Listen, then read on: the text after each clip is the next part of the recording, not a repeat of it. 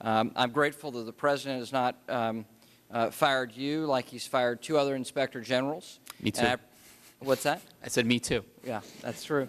But I do think it is a big concern that the administration is choosing to remove Inspectors General because you, as well as your colleagues within various Inspector General offices across government do a yeoman's task of making sure the government's accountable to the taxpayer. Thank you. And with that, I'd like to yield to the ranking member the remainder of my time. I thank the gentleman.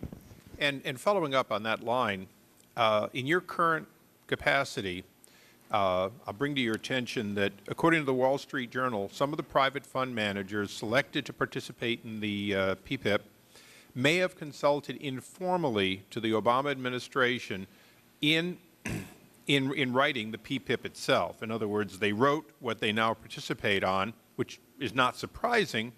Additionally, the New York Times reports that BlackRock CEO Lawrence Fink, who has been chosen as one of the PPIP fund managers, is a member of Larry Summers' inner circle. The program lets him select fund managers that use 75% of the taxpayers' money and assets.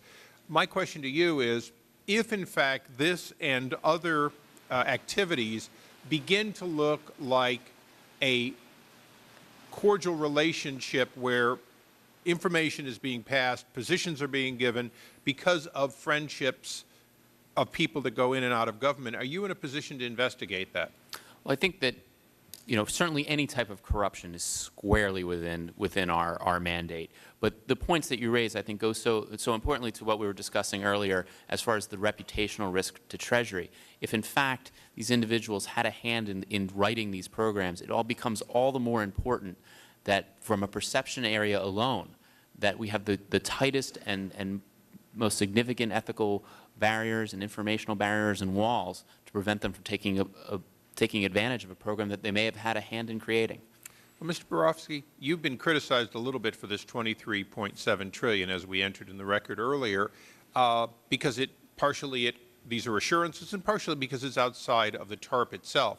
How many IGs would have to be at your table if we were to cover all the guarantees, assurances, promises, underwriting that the government's doing? How many different parts of government would we be dealing with here? Well, if you go through our chart and count up the institutions, I don't have the number at hand, but certainly the FDIC, Federal Reserve, Pension Guarantee, National Credit Union, basically the financial services roundtable of IGs. So if we can't fit them all at the present table, and the Chairman has not yet said we're going to increase the size of the witness table, then is it fair for us to consider here the fact that when we created your position, we created a position thinking in terms of $700 billion in TARP.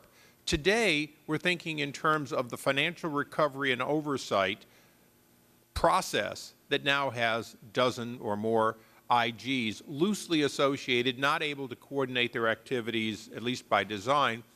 Do you believe that either yourself or either your position or another position should be created that would be the IG for financial oversight that would be able to bridge all these various IGs so that, in fact, our systemic risk, which is $23.7 trillion of risk, could, in fact, be overseen in a coordinated way?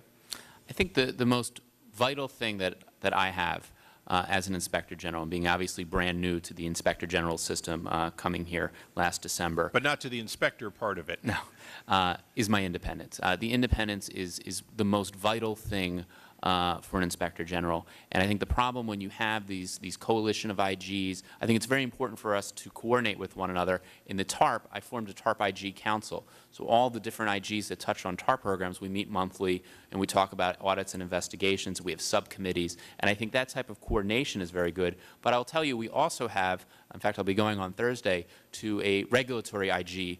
There's a monthly lunch. So we are coordinating with each other. I think putting umbrella over other inspectors general, I think that almost invariably will impinge on their independence. I think we are coordinating and should continue to do so. In fairness, since we're seeing you, it is important that you be able to give us, if you will, the result of that coordination so that we're looking at the entire financial oversight as we are here today. Let me just ask you one closing question. In the case of Chrysler, it has been reported, and I believe this to be true, that we've given up $3.8 billion worth of DIP financing, meaning we gave them the money out of TARP in order to go through a process. We then sold them and took back nothing in return.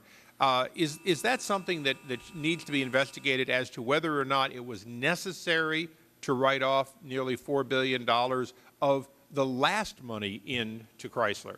Yes, our report, we detail those numbers of what's been waived, both in Chrysler and in General Motors, and what's been received on the other side, including equity interest. I think that sort of the facts are what they are on that, and are certainly open to any fair inquiry as to how we got to that situation. Okay, so perhaps it's for us to decide whether it's worth investigating now that you've given us the facts. Yes, or it is certainly something that we can look into potentially, or one of our oversight partners as part of an audit as to what that decision-making process was. Thank you. Thank you, Mr. Chairman.